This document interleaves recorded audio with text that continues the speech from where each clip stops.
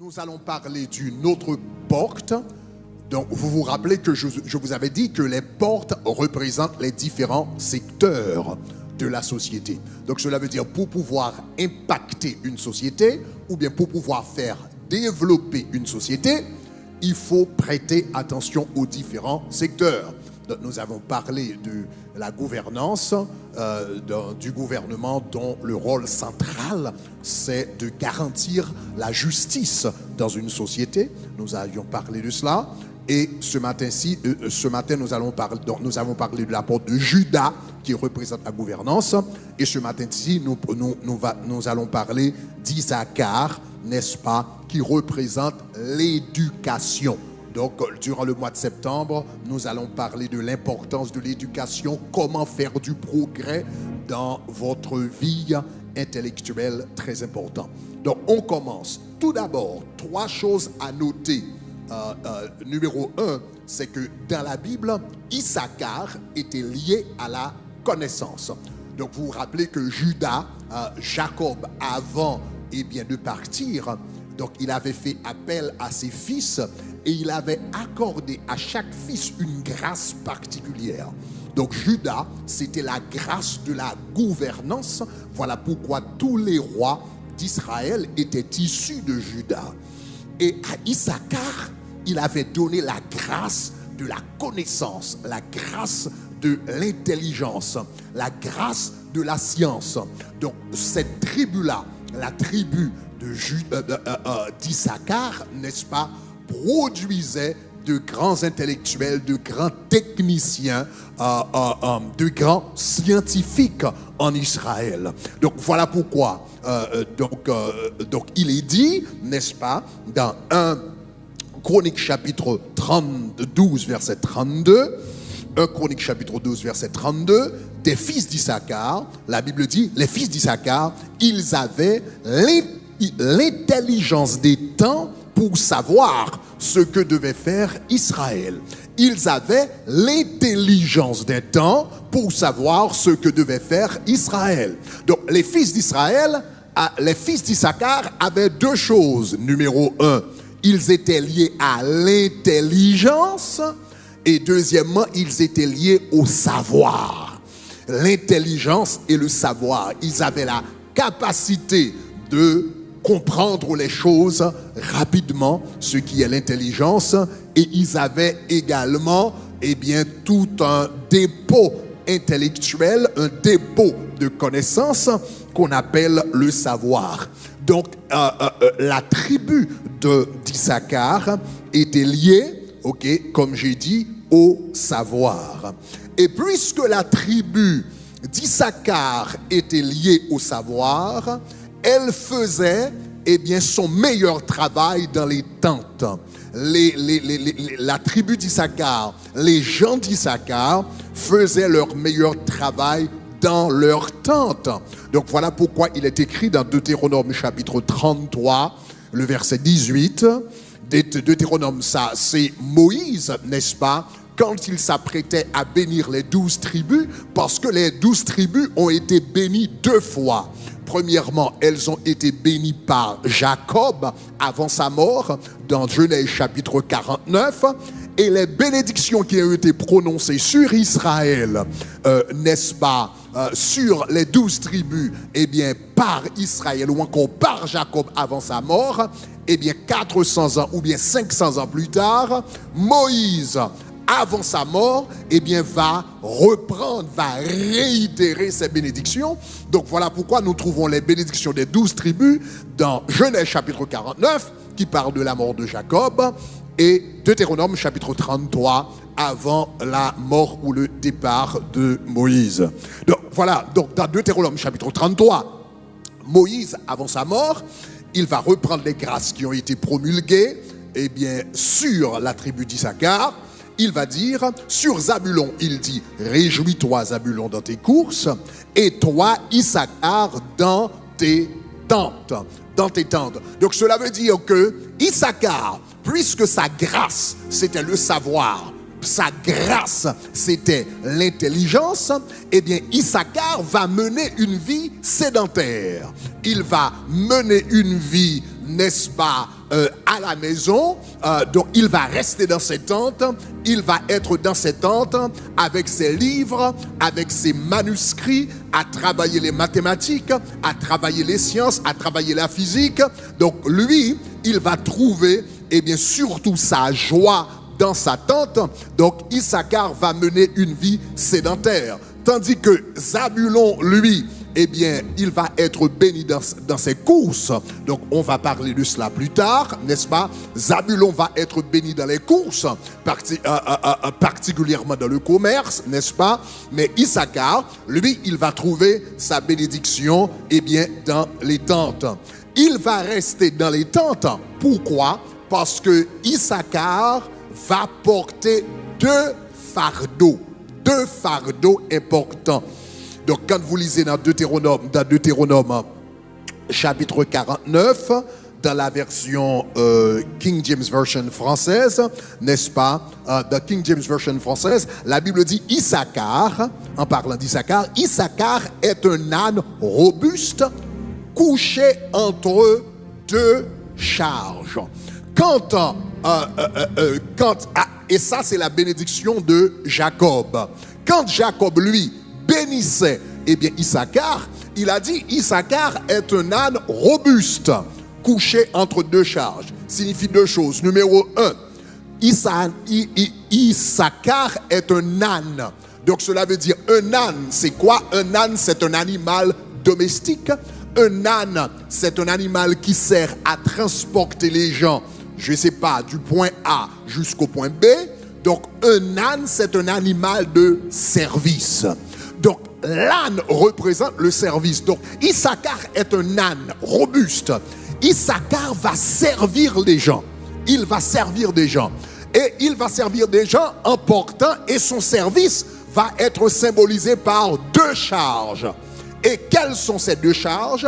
Ce sont les deux charges qu'on avait vues dans Deutéronome, dans chapitre 12, verset 32, ces deux charges sont l'intelligence et le savoir. Donc lui, il va porter deux grandes charges, l'intelligence, le savoir. Issachar aura une passion pour la compréhension des choses. Issachar aura une passion pour connaître les choses. Issachar aura une passion pour la connaissance, pour les mathématiques, pour l'astronomie, pour la physique, pour les langues. Donc Issachar va servir sa communauté à travers son intelligence et à travers son savoir. Eh bien, voilà pourquoi, on aura le temps de parler de cela, il va passer la majorité de son temps dans sa tente, mais il va établir un partenariat avec Zabulon. Parce que Zabulon est dans le commerce. Il est tout le temps dans la rue, il fait des courses, il court à droite et à gauche, il n'a pas le temps de développer le savoir. Mais Issachar, lui, va développer le savoir, et à partir du savoir qu'il va recevoir, il va partager son savoir avec Zabulon. Donc Zabulon saura ce qu'il devra faire à partir des connaissances qu'Issachar aura acquises. Et Zabulon, lui, quand il prospérera dans le commerce à cause du savoir que Issachar lui avait transmis, eh bien, il partagera de ses butins, il partagera de son argent, il partagera de son profit avec Issachar. Donc, il y aura un partenariat entre Zabulon qui représente le commerce, n'est-ce pas, et Issachar qui représente l'éducation. On n'aura pas le temps de parler de tout cela, plus tard on en parlera, mais dans une société où les choses fonctionnent bien, il faut qu'il y ait un partenariat entre le monde du commerce et le monde universitaire. Est-ce qu'on est là? Il faut un pays qui avance. Une communauté qui avance, il faut qu'il y ait ce partenariat-là. Donc, qui est très important. Mais on en parlera plus tard. Donc, Issachar représente l'éducation, porte deux charges, la passion du savoir, la passion de l'intelligence. Il va passer la majorité de son temps dans ses tentes, mais il va partager son savoir avec Zabulon. Et plus tard, il partagera son savoir avec le reste d'Israël, parce qu'on dit que le texte dit dans 1 Chronique 12, verset 32, Issachar qui avait l'intelligence des temps pour savoir ce que devait faire Israël. À partir de son savoir va se répandre également sur tout Israël, qui donnera de l'intelligence à Israël. Donc, en somme, la tribu d'Issachar était liée à la connaissance, Juda était lié à la gouvernance, mais Issachar était lié à la connaissance. Donc, Issachar représente l'éducation. Ceci étant dit, donc, je vous ai parlé du symbolisme de l'éducation à travers la personne d'Issachar. Maintenant, nous allons parler de l'éducation à proprement parler. Maintenant, quand on parle de l'éducation, je voudrais répondre 2 questions fondamentales par rapport à l'éducation. Numéro 1, je viens de le dire. Numéro 1, on a vu que Issachar représentait l'éducation. Numéro 2, nous devrions nous poser la question maintenant: quel est le but de l'éducation? Quel est le but de l'éducation? Donc aujourd'hui, comme j'ai dit, on prie pour la rentrée des classes. Donc on doit parler du but de l'éducation. Pourquoi est-ce que nous allons à l'école? Pourquoi l'éducation est-elle importante? Donc comme nous verrons la semaine prochaine, Dieu voulant, je crois, qui relevait au commencement du ressort des parents. C'était les parents qui étaient responsables de l'éducation au commencement. Mais pourquoi Dieu avait-il commandé aux parents d'éduquer leurs enfants? Quel était le but de l'éducation? Maintenant, nous avons tout un système éducatif. Pourquoi cela existe-t-il? Donc, quel est le but de l'éducation? Numéro 1, le but de l'éducation. Écoutez ceci. Nous pensons que le but de l'éducation, c'est la connaissance. C'est partiellement vrai, mais ce n'est pas totalement vrai. L'éducation, le but de l'éducation, c'est partiellement la connaissance, mais si vous avez reçu que la connaissance à travers votre éducation, vous avez en réalité reçu donc la moitié de ce que vous devriez recevoir. Le but de l'éducation, remarquez ce que la Bible dit dans Actes des Apôtres chapitre 7 verset 22. La Bible parlant de Moïse, la Bible dit: Moïse était instruit. Remarquez le texte dit. Est-ce que le texte dit Moïse était instruit dans toute la connaissance des Égyptiens? Qu'est-ce que dit le texte? Moïse était instruit dans toute la sagesse des Égyptiens et il était puissant en parole et en œuvre. Il était instruit dans toute la sagesse et cette sagesse lui rendait puissant en parole et en œuvre. Est-ce qu'on est là, right? Il était instruit dans la sagesse et cette sagesse le rendait puissant en parole et en œuvre. Il n'était pas... Donc le texte ne dit pas qu'il était instruit de la connaissance. Donc quelle est la différence entre la sagesse et la connaissance? Quand on parle de la connaissance c'est un ramassis, n'est-ce pas, d'informations. C'est une collection d'informations. C'est beaucoup d'informations que vous avez, beaucoup de data que vous avez, beaucoup de données que vous avez. C'est ce qu'on appelle la connaissance. Donc la connaissance, c'est beaucoup d'informations. Cependant, ça c'est le savoir, c'est sur la connaissance. Mais la sagesse, c'est l'application de cette connaissance dans la vie de chaque jour. Est-ce qu'on est d'accord? Donc la connaissance, c'est simplement du savoir, des informations. Vous avez beaucoup d'informations, vous avez lu beaucoup de livres, vous avez fait des recherches, vous avez visionné des vidéos éducationnelles importantes sur YouTube. Donc vous avez pas mal d'informations, ça c'est la connaissance. Mais vous pouvez avoir la connaissance et ne pas avoir la sagesse. La sagesse maintenant, c'est comment appliquer cette connaissance dans la vie de chaque jour. Donc la sagesse, c'est la connaissance appliquée. Je vais vous donner un exemple. Je me rappelle quand j'étais étudiant à l'université à New York, à York College. J'étais étudiant à York College à New York. Et je me rappelle, il y avait un collègue à l'école. C'était un Haïtien. Donc, il était brillant en mathématiques.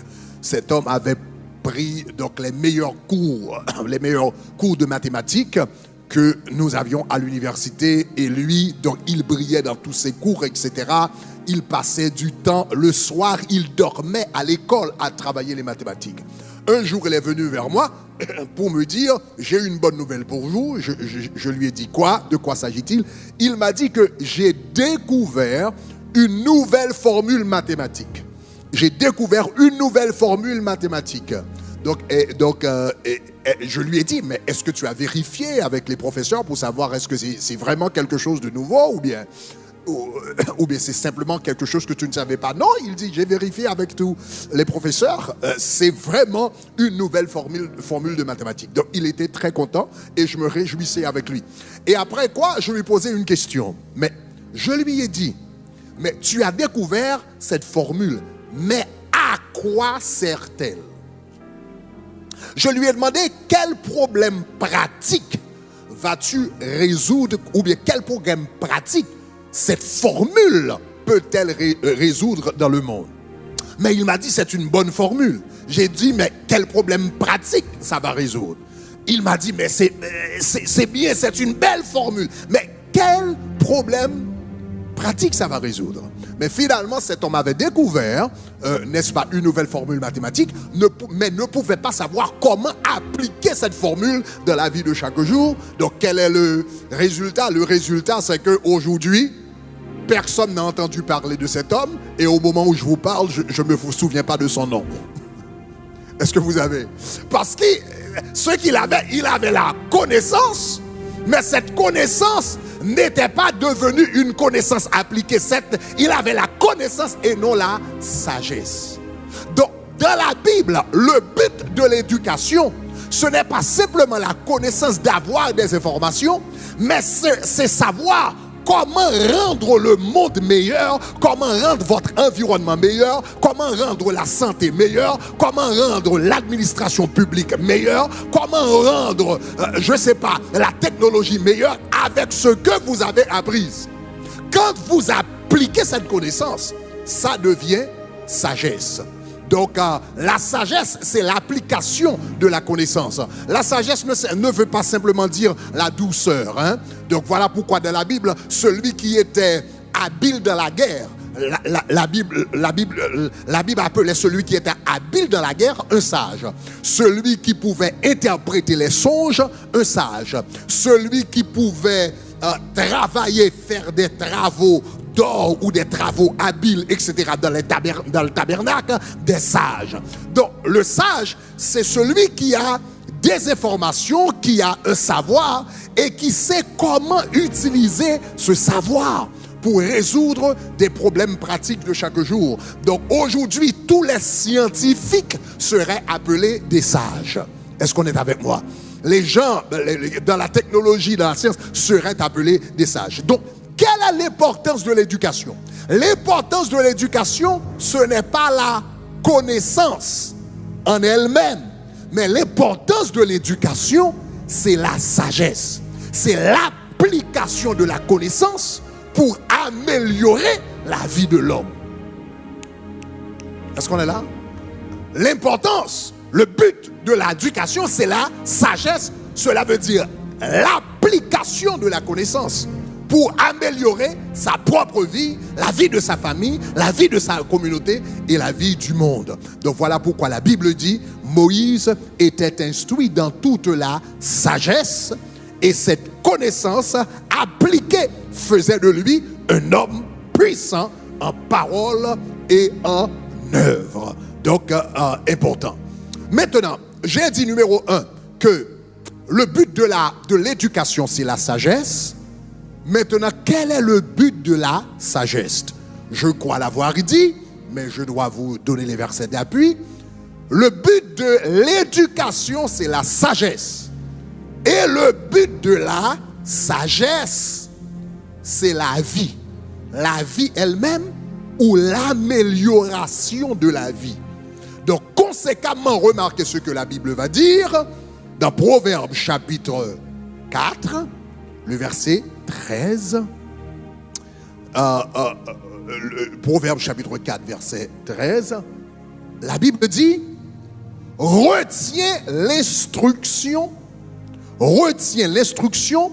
et ne t'en dessaisis pas, garde-la, car elle est ta vie. Le but de l'éducation, ce n'est pas seulement la connaissance. Le but de l'éducation, c'est la sagesse. Mais la sagesse donne la vie. Est-ce qu'on est là? La sagesse donne la vie. Le but de l'éducation, c'est d'avoir des informations que vous pouvez appliquer dans votre vie de chaque jour, soit pour la sauver ou pour l'améliorer. Je reprends. Le but de l'éducation, c'est la sagesse, mais la sagesse, c'est la connaissance appliquée, n'est-ce pas? Soit pour sauver votre vie ou pour améliorer votre vie. Qu'est-ce que le Seigneur a dit? Le Seigneur a dit, mon peuple périt faute de connaissance. Il y a des gens qui meurent à cause du manque de connaissance. Est-ce que ça va, chers amis? Donc, le but de la sagesse, c'est la vie, n'est-ce pas? Soit la protection de la vie ou l'amélioration de la vie. Remarquez ce que la Bible dit dans Proverbes chapitre 3, verset 13. Ok, verset 13 et puis verset 18, verset 13. La Bible dit, heureux l'homme qui a trouvé qui a trouvé la sagesse et qui possède quoi? L'intelligence, n'est-ce pas? Ça, c'est l'éducation. Remarquez le verset 18 maintenant.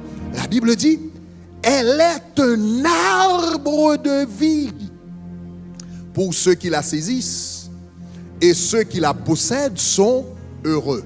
Donc, l'éducation donne quoi?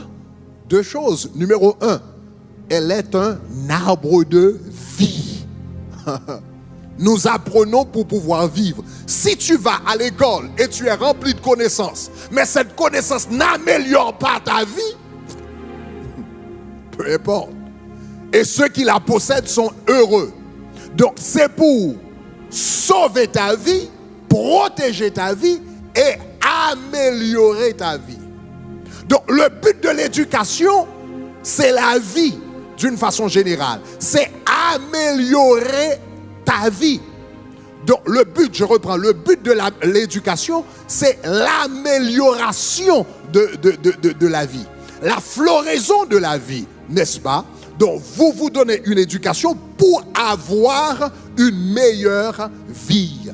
Donc, si l'éducation que tu as n'arrive pas à améliorer ta vie, tu as un savoir, mais tu n'as pas vraiment la sagesse.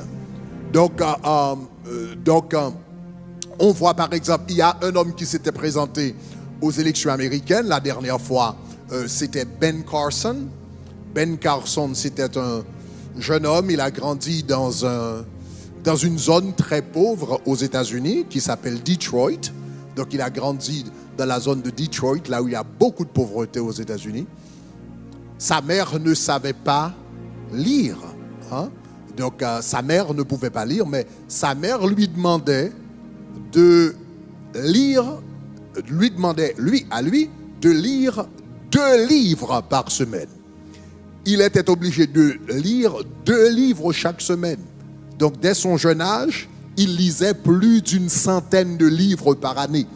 Et il avait la responsabilité de donner un rapport, d'écrire une dissertation, quelque chose à la mère. À la fin de la semaine, il devait donner une dissertation basée sur les 2 livres chaque semaine. Donc, il a fait ça pendant longtemps, n'est-ce pas? Et à cause de cela, il est devenu un homme brillant, un médecin brillant. Donc, il est entré à l'école de médecine. Donc, il a fait l'université de Yale aux États-Unis, l'une des plus prestigieuses universités. Et après, à Michigan University, encore l'une des grandes universités aux États-Unis. Il a été diplômé comme médecin, comme neurochirurgien. Et il est devenu un médecin célèbre. Il était le premier à faire il était le premier à opérer un enfant, opérer sur la tête ou encore le cerveau d'un enfant dans le ventre de sa mère. Il était le premier dans le monde à le faire. Donc un homme très très brillant. Évidemment, nous savons que là, à peu près 4 ans, je ne sais plus, 4 ans, 8 ans de cela, il s'était présenté aux élections présidentielles, un homme très très fameux. Mais Ben Carson lisait ces 2 livres chaque semaine. Ce n'est qu'à l'âge adulte qu'il s'est rendu compte que sa mère ne pouvait pas lire. Donc chaque semaine, la mère lui demandait les dissertations, donc elle regardait, etc. Donc pour lui, il pensait que la mère savait lire. C'est réellement plus tard dans la vie qu'il savait que la mère ne pouvait pas lire. Mais la mère lui a donné un trésor. Est-ce que la mère lui a donné l'éducation. Et cet homme est devenu célèbre, il est devenu fameux.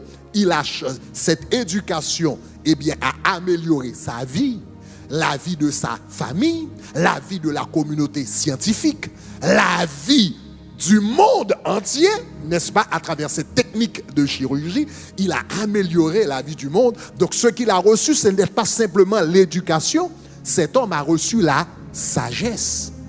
Est-ce que vous êtes avec moi? À travers la vie de sa mère. Donc l'éducation, améliore notre vie individuellement. L'éducation également peut améliorer nos vies également collectivement, n'est-ce pas? Je sais qu'il y a pas mal de réserves, n'est-ce pas, par rapport à pas mal de réserves par rapport au régime castriste, n'est-ce pas? Castro, la révolution de Castro, etc.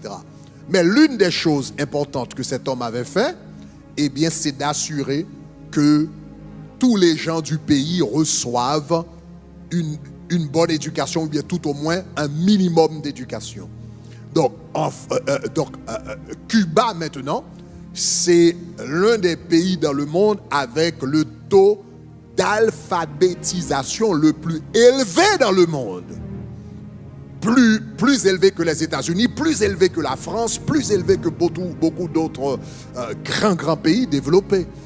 Donc cet homme s'est assuré que les gens ont reçu une bonne éducation. Donc je crois taux d'alphabétisation, c'est plus de 96% du pays. Donc des gens qui savent lire et écrire, etc.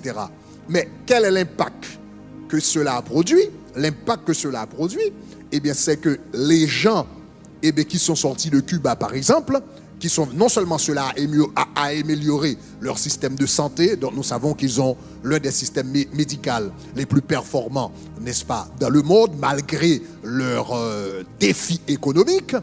Mais il y a ça, donc le niveau d'éducation est élevé, le système médical est élevé, il y a un index de développement humain très élevé dans le pays, malgré les défis économiques. Mais quand vous remarquez, par exemple, quand ces Cubains viennent aux États-Unis, par exemple, particulièrement en Floride, c'est différent des Haïtiens. Ils reçoivent un traitement différent et leur communauté, la vie de leur communauté est différente. N'est-ce pas? Les Cubains, les 2 communautés les plus prospères aux États-Unis et les plus puissants aux États-Unis, c'est premièrement la communauté juive et après, c'est la communauté cubaine. Ce sont les 2 communautés les plus prospères et les plus puissantes aux États-Unis, la communauté juive et la communauté cubaine. Donc, vous allez avoir, puisque eux, quand ils viennent par exemple à Miami, ils viennent avec un niveau d'éducation élevé. Donc ils peuvent bâtir leur communauté économiquement, ils représentent une force politique, ils représentent une force économique, ils représentent une force intellectuelle dans la zone.